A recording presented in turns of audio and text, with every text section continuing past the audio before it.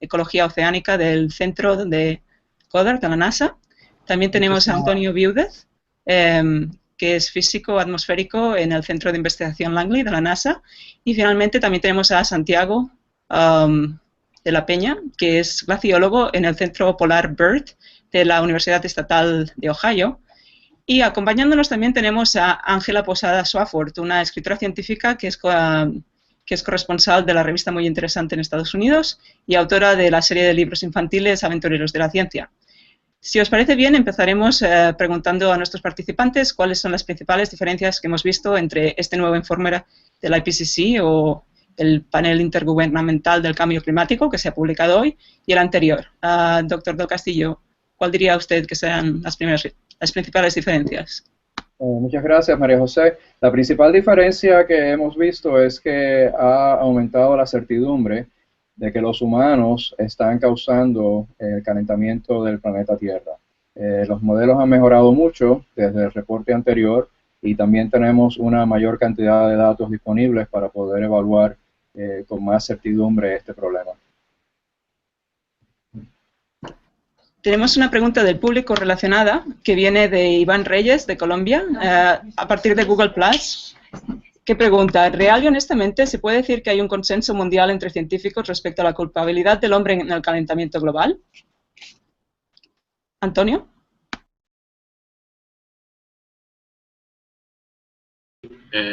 Evidentemente, con todos los datos que se tienen desde tiempos anteriores y con la mejora de la tecnología que se tiene a la hora de desarrollar todos los modelos numéricos y procesar esos datos, se está evidenciando que existe ese cambio, sobre todo en ciertas regiones en el que ese cambio es más evidente comparando con épocas pasadas.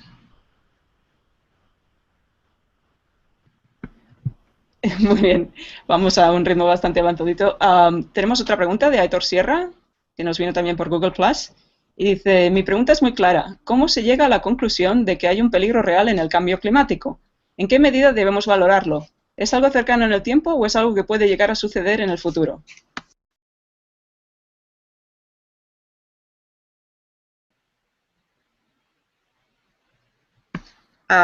¿Quién se anima a contestar esta pregunta? Bueno, creo que efectivamente el gran problema del cambio climático es que se lleva a cabo en escalas de tiempo geológicas, por lo tanto es difícil diferenciar lo que es el cambio climático con lo que son simples variaciones en los ciclos meteorológicos.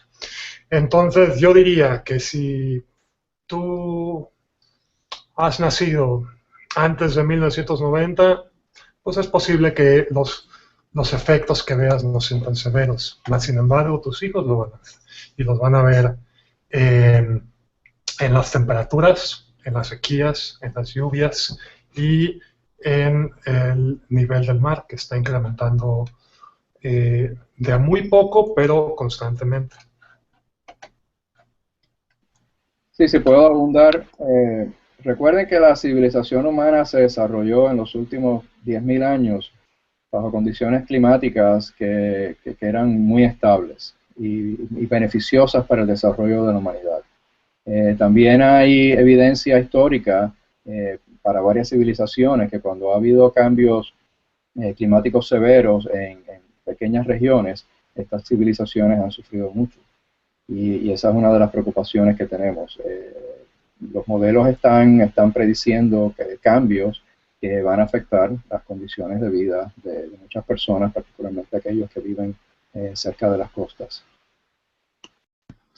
Estamos hablando de efectos futuros del cambio climático, pero ya hay bastantes efectos que se pueden observar. Por ejemplo, uno de los aspectos que más me sorprendió del nuevo informe es el cambio que se está observando en las regiones polares. Están hablando de que, por ejemplo, en Groenlandia se observa una pérdida de hielo que es 6 veces ya mayor de la que se estaba observando en los años 90, y para la Antártida igual, 4 veces mayor.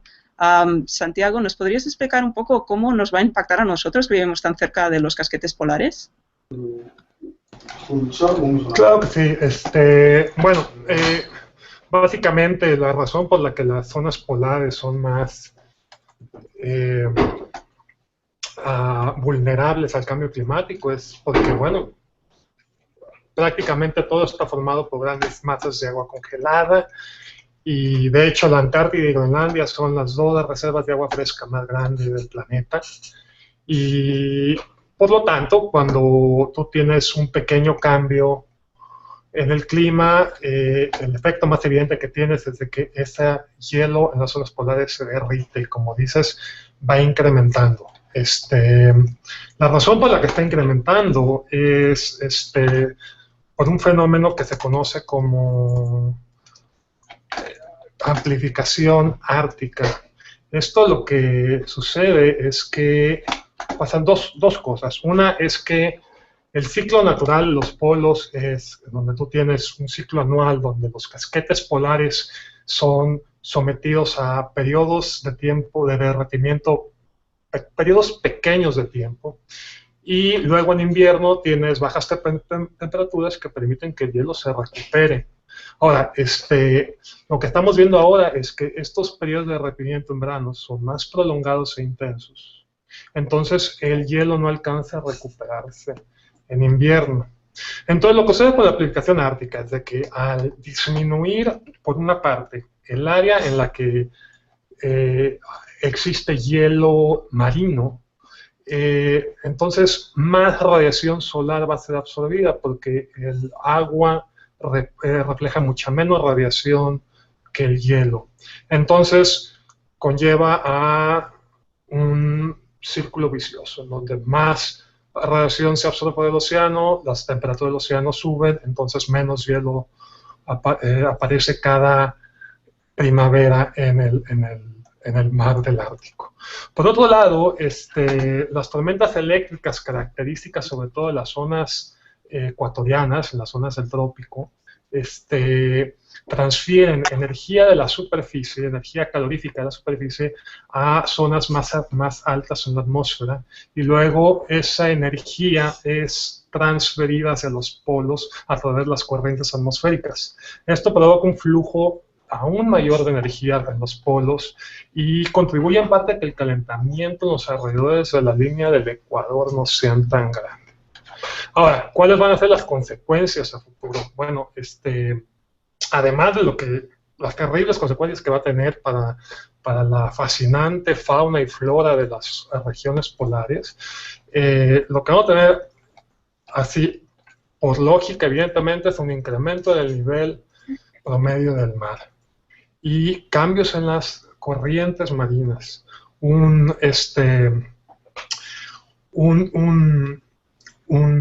liberamiento de aún más gases de efecto invernadero, particularmente el metano, porque el metano existe en grandes cantidades en lugares como Siberia, que están atrapados en tierra compuesta principalmente por un suelo que está saturado de agua congelada, agua que al descongelarse va a liberar aún más metano.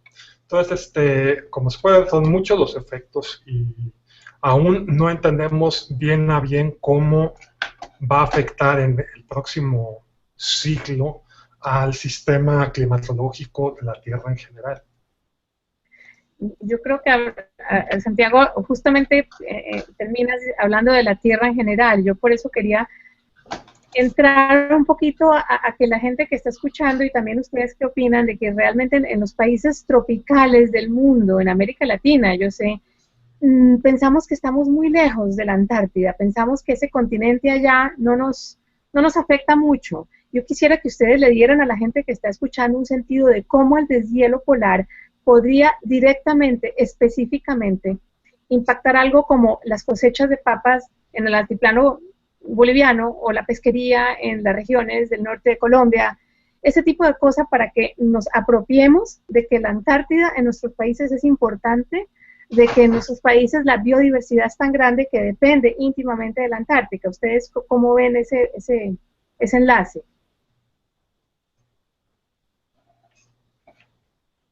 Cualquiera de ustedes. Bueno, al respecto de esa pregunta, creo que se podría decir que está todo bastante conectado en el sistema climático. Hay aquí diferente gente que trabaja en diferentes campos, glaciología, oceanografía. Yo, por ejemplo, trabajo en parte de nubes y atmósfera y aunque haya diferentes partes del clima, está todo conectado. No tenemos ningún tipo de fronteras entre todo el sistema. Entonces, cambios que se suceden en todo el planeta están relacionados y pueden afectar, en definitiva, lo que puede pasar a medio, corto y largo plazo en cuanto es a un tiempo climático en próximos años. Okay. O sea, el que haya un deshielo, eso influye en cómo pueden cambiar las corrientes marinas, la salinidad del océano, cómo se redistribuye también las temperaturas en superficie. También otra cosa que se comenta en el nuevo panel es que el océano es una parte muy importante del sistema climático que absorbe gran cantidad de gases de efecto invernadero, pero no sabemos hasta qué punto va a llegar a poder absorber ese ozono. También estamos cambiando gran parte de la superficie terrestre o zonas forestales como en la Amazonia o en las selvas tropicales. Estamos cambiando el ciclo hidrológico. Eso influye también como la irradiación del sol puede ser mayormente absorbida. Es decir, el sistema es muy complejo y la forma en que puede reaccionar, estamos viendo que tiene un tiempo de respuesta, pero los efectos pueden ser evidentemente globales. Sí, si puedo añadir, con respecto a efectos un poco más regionales, todos sabemos que diferentes regiones se afectan más, como por ejemplo el Niño. Y una de las predicciones que tenemos es que la intensidad del Niño y la Niña van a aumentar. Por ejemplo, en zonas, digamos en Sudamérica, en donde está lloviendo más debido a cambios climáticos, pues la lluvia va a aumentar aún más. Y en zonas en las que está lloviendo menos, pues va a haber menos lluvia. Y nosotros conocemos, por ejemplo, los terribles efectos del Niño sobre las pesquerías en el Pacífico, y si tenemos niños más intensos, pues entonces sabemos que los efectos sobre las pesquerías van a ser mucho más grandes. Sí vamos a tener efectos globales, pero también vamos a tener efectos regionales. Los efectos regionales a largo plazo son mucho más difíciles de predecir, pero sí tenemos bastante certidumbre de que la intensidad de efectos como el Niño y la Niña van a ser más fuertes. Ok, respecto al elevamiento del nivel del mar, tenemos otra pregunta del público, de Cecilia Muy, viene de Google Plus, y pregunta, ¿pueden explicar qué puede suceder en las costas oceánicas? ¿Qué precauciones debemos tener? ¿Carlos? Sí, yo soy oceanógrafo. Pues sí, tenemos que diferenciar primero qué es lo que está causando el aumento en el nivel del mar. El hielo que está en el Polo Norte, que es hielo marino, que está flotando sobre el océano, cuando este hielo se derrite, eso no contribuye a que aumente el nivel del mar. Ahora, el hielo que está sobre un continente, como por ejemplo el hielo que hay sobre Groenlandia o el hielo que hay sobre Antártida, cuando ese hielo se derrite, ese hielo va hacia el océano y eso sí aumenta el nivel del mar. También, cuando el agua se calienta, el agua se expande y eso aumenta el nivel del mar. Ahora, ¿cuáles van a ser los efectos? Obviamente, si aumenta el nivel del mar, zonas costeras se van a inundar. Los efectos de tormentas, como por ejemplo huracanes, van a sentirse con mucha más fuerza. ¿Cuáles son las cosas que podemos hacer para mitigar esto? Eso es una pregunta muy, muy difícil. Lamentablemente, las personas que van a ser más afectadas, particularmente en países que están en desarrollo, posiblemente no tienen los recursos para mitigar este problema. Además de mudarse y alejarse de la costa, no hay mucho que puedan hacer. En mi opinión personal, lo que tenemos que hacer es tratar de evitar que este problema ocurra. Y me parece que el reporte de la IPCC pues, tiene ciertas propuestas, ¿no? De qué es lo que se puede hacer para evitar esto. Santiago, ¿tienes algo más que añadir?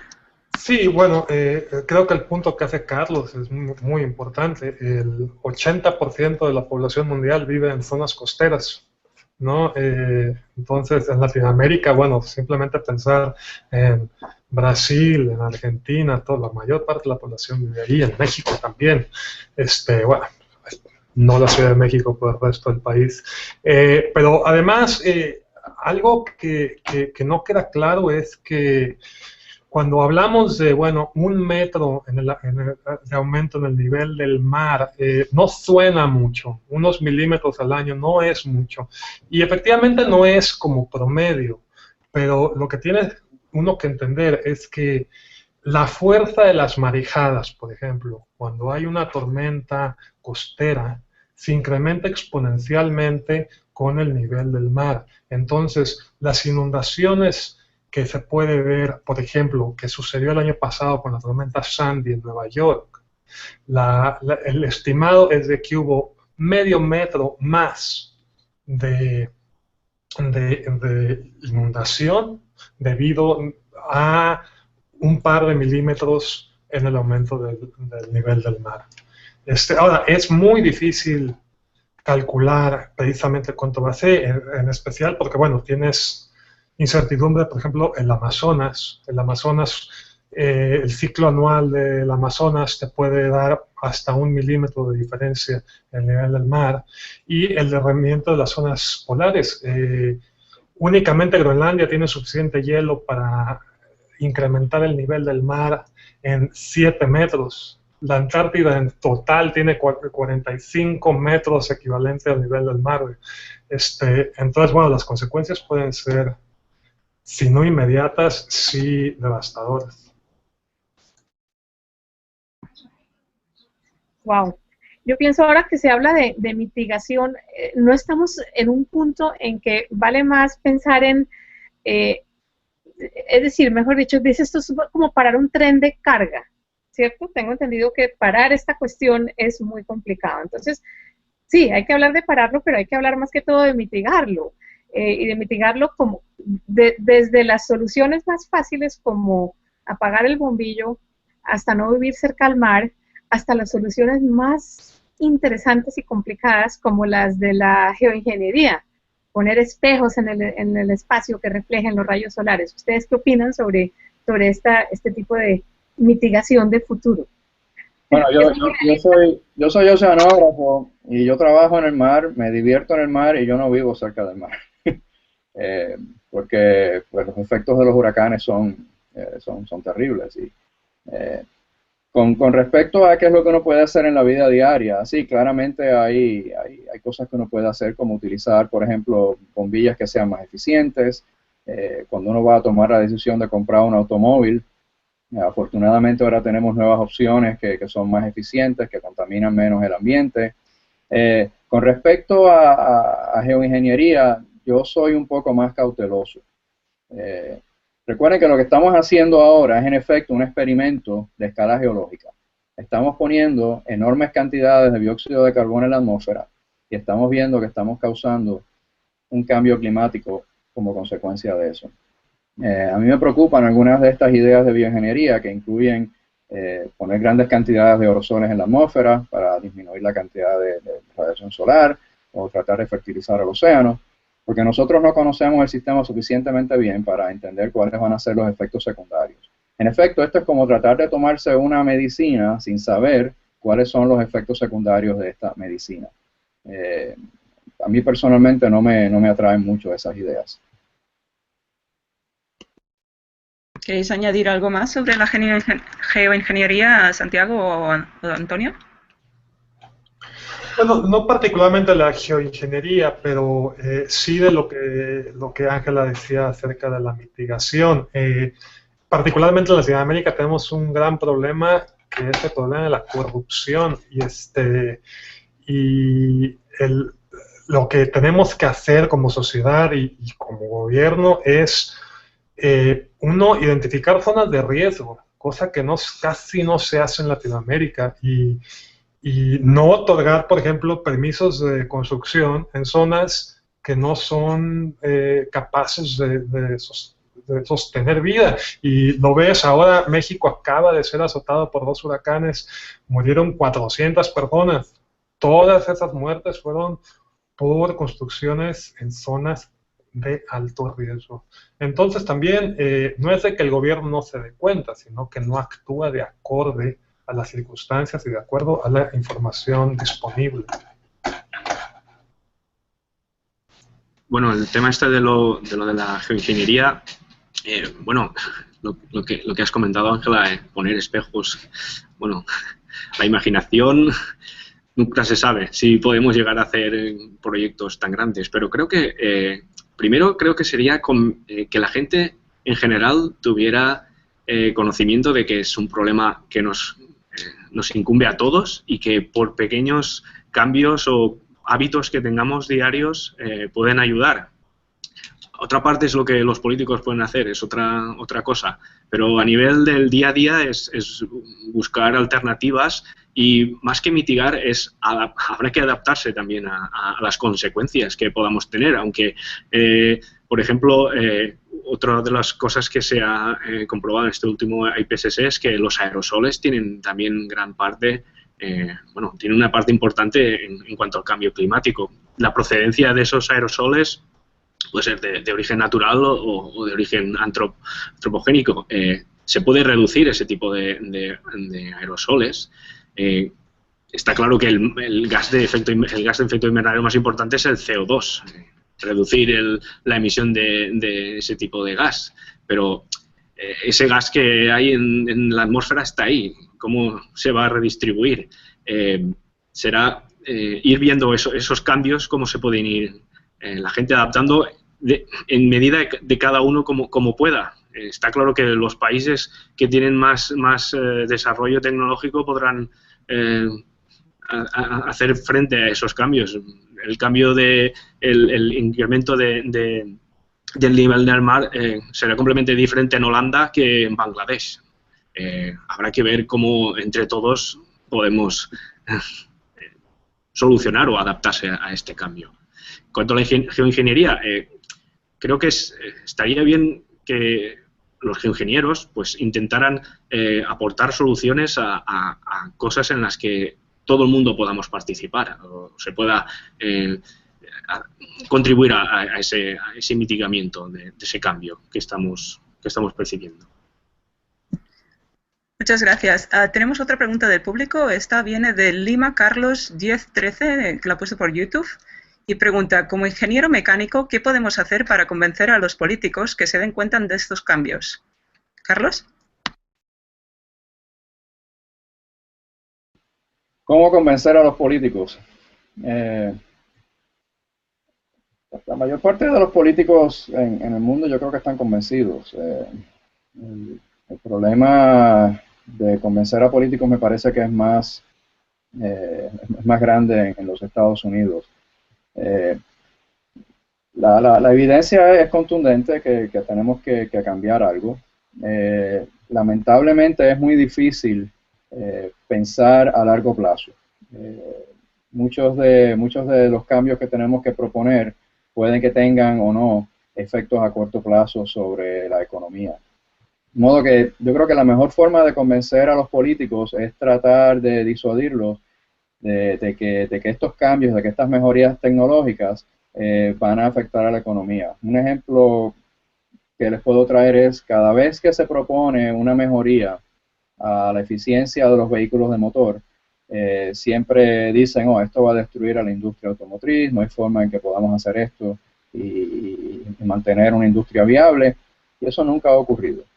Cuando tratamos de imponer el protocolo de Montreal con respecto a la emisión de fluorocarburos que estaban afectando la capa de ozono, la reacción fue la misma: esto va a ser horrible para la industria, va a ser un desastre. No ocurrió. Estos son avances tecnológicos que en la experiencia que hemos tenido en realidad resultan en más empleos, resultan en nueva tecnología, resulta en más gente trabajándola, y son cosas que son beneficiosas a largo plazo. Yo creo que esa es la forma quizás de convencer a los políticos, hacerles entender que estos cambios no les van a costar necesariamente empleos. si se implementan correctamente, pueden resultar en realidad en producir más empleos. Si recuerden que cuando nosotros estamos, digamos, importando combustibles fósiles, petróleo, de otro país, el dinero que estamos gastando en esos combustibles fósiles, gran parte está saliendo del país, está yendo hacia otro sitio. Si nosotros empezamos a implementar medidas como utilizar calentadores solares, producir energía eléctrica a través de molinos de viento, estas son cosas que no se pueden exportar, tienen que ser producidas en el país. Y son cosas que producen empleo. Así que yo creo que la clave es venderles la solución utilizando la moneda que los políticos entienden. Y la moneda que los políticos entienden mejor es la de los empleos y el beneficio económico a corto plazo.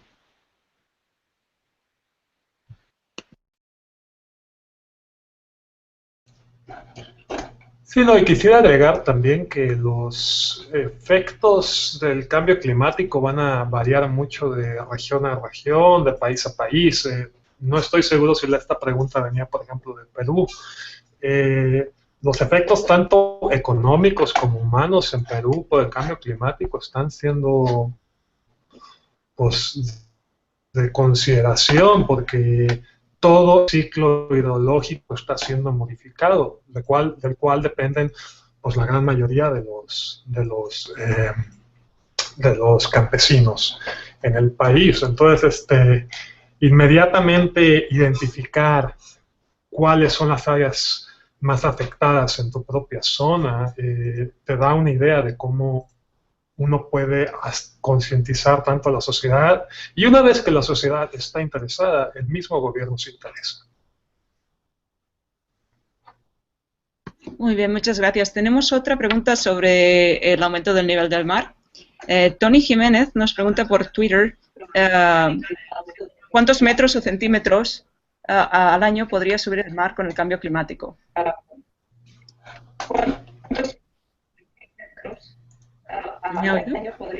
Las predicciones dependen de qué tipo de escenario ocurra. Me explico. Cuando se corren estos modelos numéricos, se hacen asunciones de cuánto dióxido de carbono va a ser emitido en la atmósfera, y eso depende obviamente de decisiones que tomen los legisladores y de cambios que existan en las tecnologías. O sea, los incrementos varían de milímetros por año, y lo que esperamos es que hayan incrementos que se aproximen al metro al final de la centuria. Pero de nuevo, esto depende de cuáles sean los pasos que se tomen, si se toman, para mitigar o para disminuir la cantidad de dióxido de carbono que se pone en la atmósfera. O sea, es muy difícil proponer una respuesta clara a esto, porque no sabemos con certidumbre cuánto dióxido de carbono vamos a estar emitiendo. Lo que sí sabemos es que ya hay suficiente energía en el sistema para continuar el incremento en el nivel del mar. Yo no sé si pueda yo saltar o tienes tú otra pregunta, María José. No, Ángela, pregunta. Al respecto de la cantidad de dióxido de carbono que se está emitiendo en la atmósfera, tengo entendido que la tundra de Alaska, por ejemplo, es como un gran reservoir escondido de dióxido de carbono a medida que se va derritiendo. Este permafrost es como si hubiera una gran ciudad allí emitiendo gases. ¿Es eso correcto o me lo imaginé? No, es correcto, y no está muy escondido tampoco. Hay una gran cantidad de materia orgánica. Recuerden, cuando la materia orgánica se descompone, pues se produce dióxido de carbono, pero lo peor es que lo que se va a empezar a liberar es metano. Y el metano es un gas invernadero que es unas 20 veces más efectivo calentando el planeta que el dióxido de carbono. Y hay enormes cantidades de metano en la tundra. Estos gases no se están liberando porque la tundra está a temperaturas bien bajas ahora mismo, y esas temperaturas bajas pues inhiben la acción bacteriana. Las bacterias es como cuando uno pone carne en la nevera para que no se pudra. Es lo mismo. Si aumenta la temperatura de la nevera, pues la carne se pudre y empieza a soltar gases. Lo mismo está pasando en la tundra. Ahora mismo las temperaturas son bajas, pero están aumentando consistentemente, y ya estamos experimentando ver transporte estamos empezando a ver más transporte de materia orgánica desde la tundra hacia los océanos. Y eso no es un buen escenario, no es algo que queremos ver pasar. Muchas gracias. Tenemos otra pregunta del público de Gustavo López, que pregunta, ¿podemos decir que las altas temperaturas que se producen se deben al cambio climático? Tal vez podríamos discutir un poco cuáles son las diferentes predicciones para las diferentes áreas del planeta, por ejemplo. ¿Quién quiere comenzar?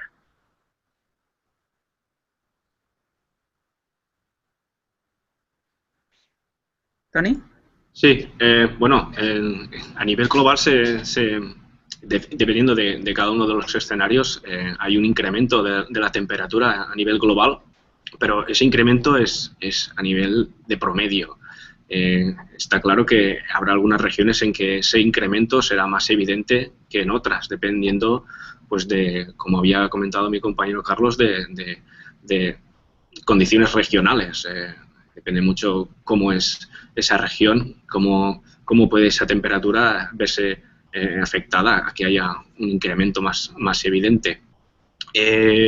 Evidentemente, hay casos en los que sí que se ve que hay ese incremento, como se ha dicho, en las masas polares se está derritiendo. Si se derrite es porque tiene que haber un incremento de temperatura. También se puede ver en gran parte de los glaciares, sobre todo en Europa y en el Kilimanjaro, hay evidentes imágenes en las que se ve que hay un incremento de temperatura.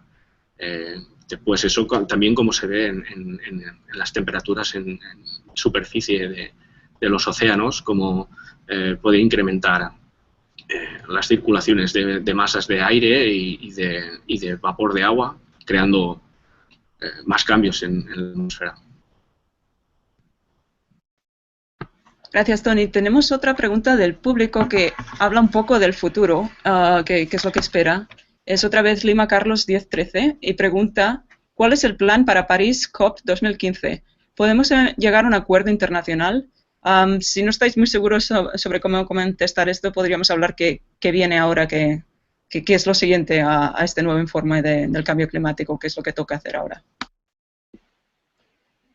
Ahora nos toca leerlo, porque recién salió, digerirlo, y pues le toca a los legisladores en todos los países decidir qué quieren hacer.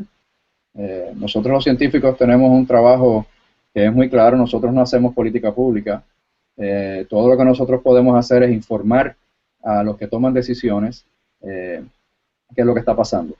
Y afortunadamente la NASA tiene una buena cantidad de sensores satelitarios que están ofreciendo los datos necesarios para poder informarle a los legisladores y una gran cantidad de científicos que pues hacen lo que más se puede para poder proveer esta información. Así que tenemos que digerir la información que viene del reporte y hacer lo mejor que podemos para informarle al público qué es lo que esperamos y le toca a los políticos pues tomar las decisiones fuertes.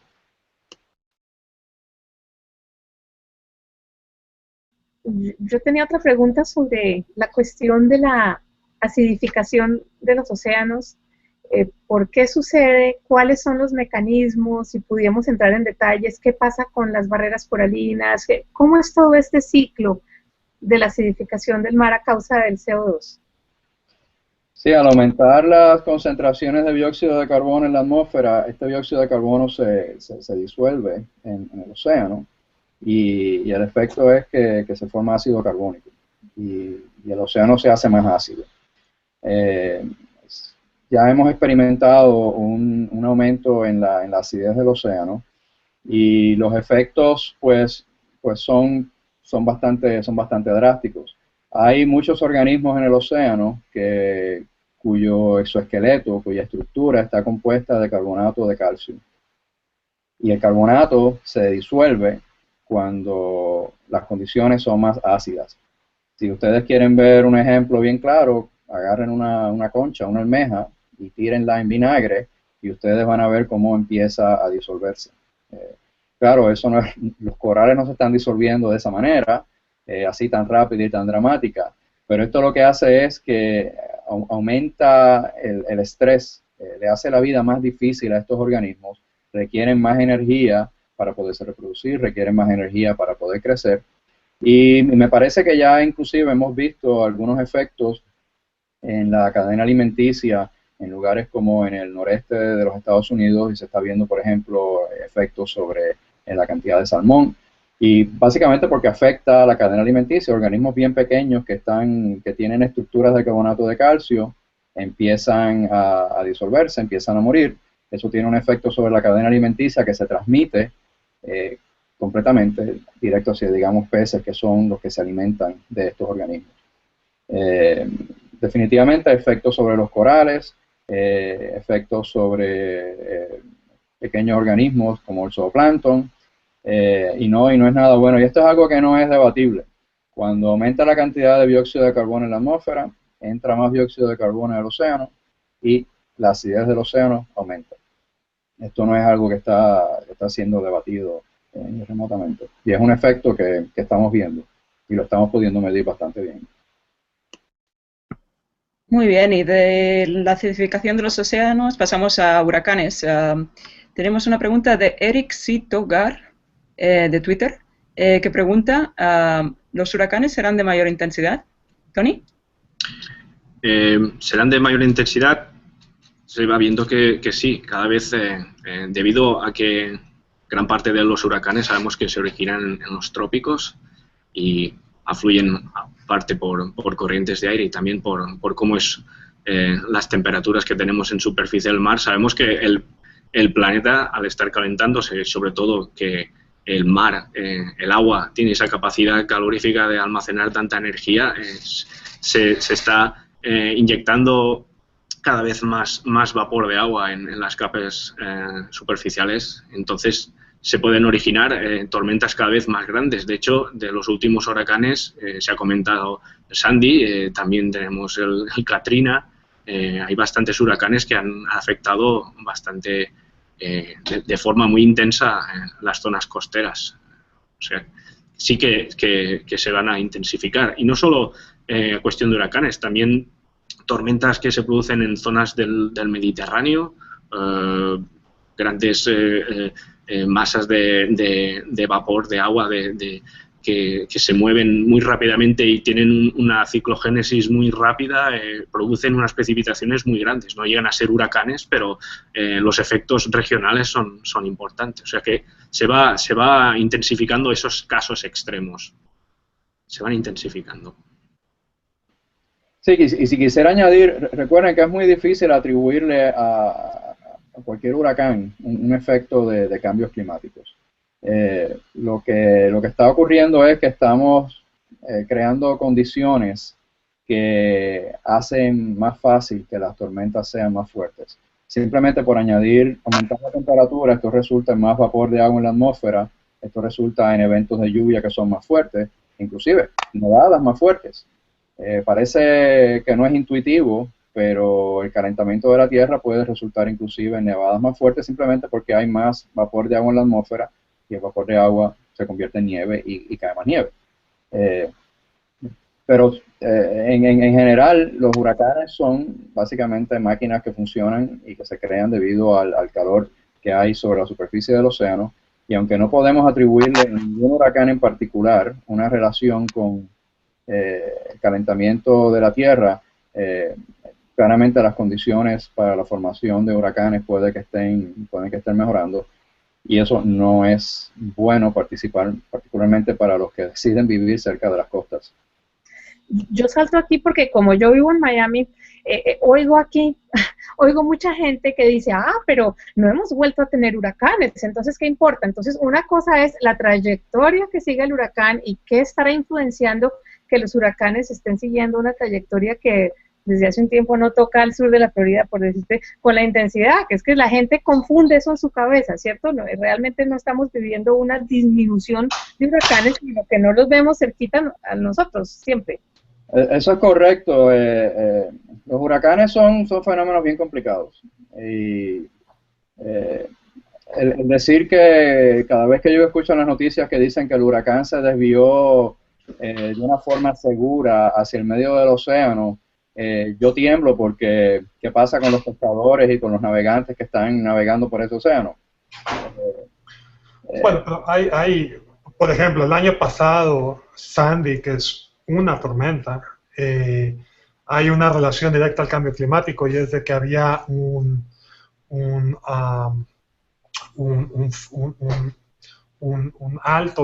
zona de presión alta en el sur de Groenlandia que empujaba todo lo que iba hacia el norte por Atlanta hacia la costa este de Estados Unidos. Entonces, para empezar, ahí ya tienes un caso en donde el clima efectivamente cambió y produjo tal consecuencia en el camino de la tormenta, ¿no? Es un poco anecdótico, pero ahí está la relación, tal como es la relación de la intensidad del huracán con la temperatura de la superficie del océano, ¿no? Hay una relación directa. Si el océano está incrementándose en temperatura, las tormentas podrían llegar a ser de mucha mayor intensidad. Muy bien, quedan unos 20 minutos en el Hangout y tenemos como mínimo 3 preguntas más del público, a ver si podemos contestarlas todas.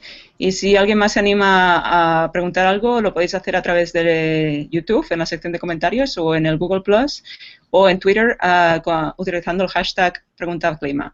La primera pregunta es de Tony Jiménez, que pregunta: ¿se espera que los polos se derritan más de la cuenta o van al ritmo que se predecía? Parece ser una pregunta para ti, Santiago. Más de la cuenta, no sé exactamente a qué significa eso, pero definitivamente las predicciones hasta ahora han sido más bien conservadoras. Todavía en 2008 el hablar de que el Ártico se va a quedar sin hielo marino era un poco atrevido, y ahora, tan solo 5 años después, ya es un hecho. El mar en el Ártico va a desaparecer en las próximas décadas, en el verano, ¿no? Luego en invierno se recupera. Entonces, creo que, de hecho, nuestros modelos no avanzan con la rapidez con la que cambian las variables que influyen en el derretimiento de los casquetes polares. Ahora, todavía hay mucho que no entendemos, y las conclusiones varían de año en año conforme vamos teniendo más y más información. Lo que sí puedo decir es de que en ciertas zonas el derretimiento es irreversible. En los glaciares que terminan en el océano, posiblemente, a excepción de algunos glaciares en la Patagonia, por ejemplo, la mayoría de los glaciares van a retroceder hasta llegar a la zona alpina. Los glaciares de los Alpes en Europa van a desaparecer en los próximos 50 años. Groenlandia va a retroceder y va a perder muchísimo de su masa en los próximos siglos. Pero, de nuevo, no todos los glaciares siguen la misma escala temporal, unos se derriten más rápido que otros. Entonces, sí tenemos que analizar por caso, ¿no? El Ártico y la Antártida son dos bestias diferentes, y así las analizamos. Muy bien, y la siguiente pregunta tiene que ver con comunicación científica, así que te la preguntaría a ti, Ángela, ya que eres comunicadora científica, y viene de Iván Fernando González, que pregunta: ¿qué hacer cuando los informes de respetadas entidades mundiales son negados por una minoría sin respaldo científico? ¿Cómo conectar de una manera efectiva para comunicar esta información importante? Ángela, ¿cómo crees que los científicos podrían hacer un mejor papel de comunicar los nuevos descubrimientos sobre el cambio climático? Muy buena pregunta, y felicito al oyente por hacerla.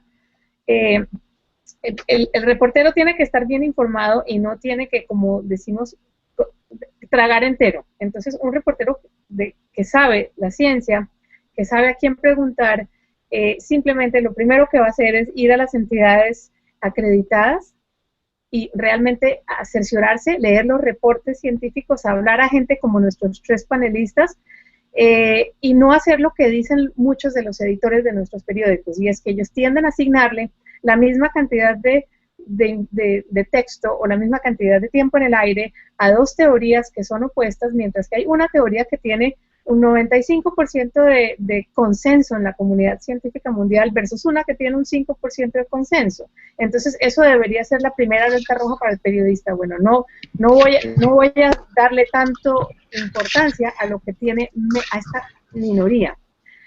Naturalmente aquí uno la menciona, porque eso es parte de la, digamos, de la cultura, de lo que está pasando, pero definitivamente lo que hay es simplemente que mencionarla, pero con las armas del entendimiento. Es decir, entonces uno va y pregunta a esta minoría, ¿ustedes de dónde sacaron estos datos? Ustedes, y tienes que ir el por qué, hasta que llegues a este granito que finalmente los desarma, como me ha sucedido a mí.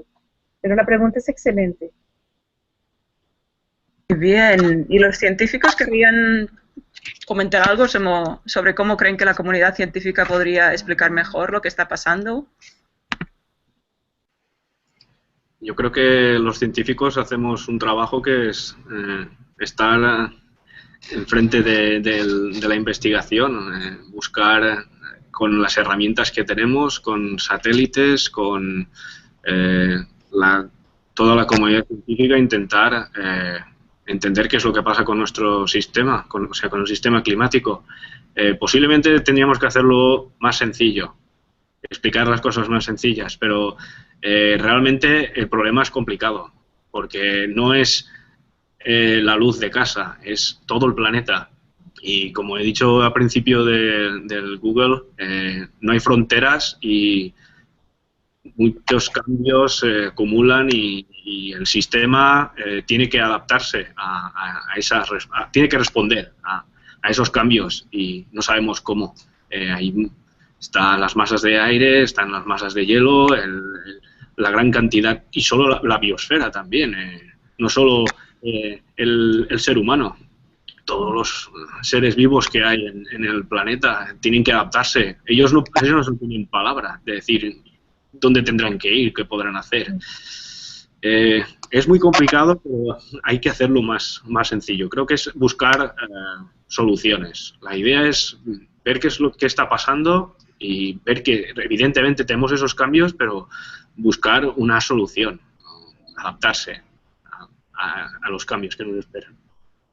Muy bien, pues por una parte tenemos a Ángela diciendo que los periodistas tienen que hacer mejor papel en ir solo a expertos y no ir al escéptico de turno para dar la visión contraria en sus historias, ¿no? Y por otra parte, como Tony nos comenta, se trata de un problema muy complejo que a veces es difícil de comunicar y también tenemos que empezar a hablar ya de adaptación. Cambiando de tema, tenemos otra pregunta de Tony Jiménez, que pregunta, ¿habrá algún cambio negativo a corto plazo de aquí a 5 años en el planeta por desgracia del cambio climático? Podríamos empezar, por ejemplo, con Santiago, con las regiones polares. ¿Qué esperamos ver en los siguientes 5 años, por ejemplo? Bueno, ni siquiera nos tenemos que esperar 5 años. El año pasado Groenlandia fue sujeta a las temperaturas más altas registradas y a un derretimiento masivo. Nosotros acampamos durante un mes al borde de un glaciar y lo que estábamos viendo era que el glaciar despedazándose ante nuestros ojos. Ahora, el planeta efectivamente tiene unas escalas de tiempo en donde lo que está sucediendo allí, pues a lo mejor vamos a tardar de ver señales en otras partes del planeta, pero ahora mismo Groenlandia es un laboratorio natural donde estamos midiendo las consecuencias del cambio climático. Todo lo que va desde temperaturas hasta radiación, el desagüe de la capa del hielo, todo está registrando números mucho más altos de los que podríamos predecir y todavía no comprendemos bien porque todavía no están asimilados bien los datos en modelos, cuáles van a ser los efectos, por ejemplo, a la corriente termoalina, que es la que controla la salinidad y la temperatura del océano, a cómo va a afectar de aquí a unos años el hielo marino, que una vez que derrites completamente el hielo marino de una región, es muy difícil que se recupere porque se recupera un año y al siguiente se vuelve a derretir. Necesitas hielo formado a través de muchos años para volver a crecer esa capa protectora que nos protege de la radiación solar. Entonces, no hay que esperar, ya está sucediendo. Tony, ¿podrías hablar un poco sobre qué esperamos ver en los siguientes años, 5 años, como pregunta nuestro seguidor, en la atmósfera? Sí, bueno, casi que Santiago ha dicho que ya estamos viendo algunos cambios. El año pasado ya superamos las 400 partes por millón de CO2 y con los registros que se tienen se observa que nunca se ha tenido un nivel de CO2 en la atmósfera tan grande.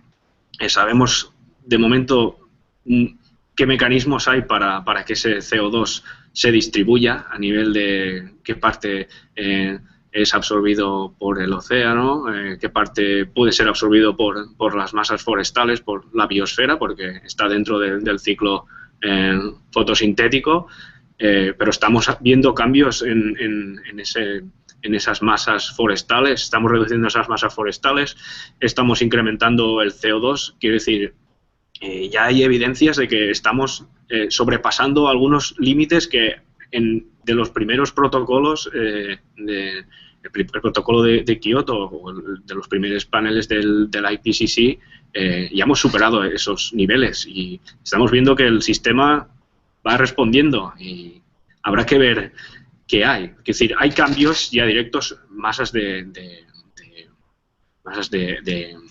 hielo y sobre todo esto, en el CO2 ya tenemos más de 400 partes por millón.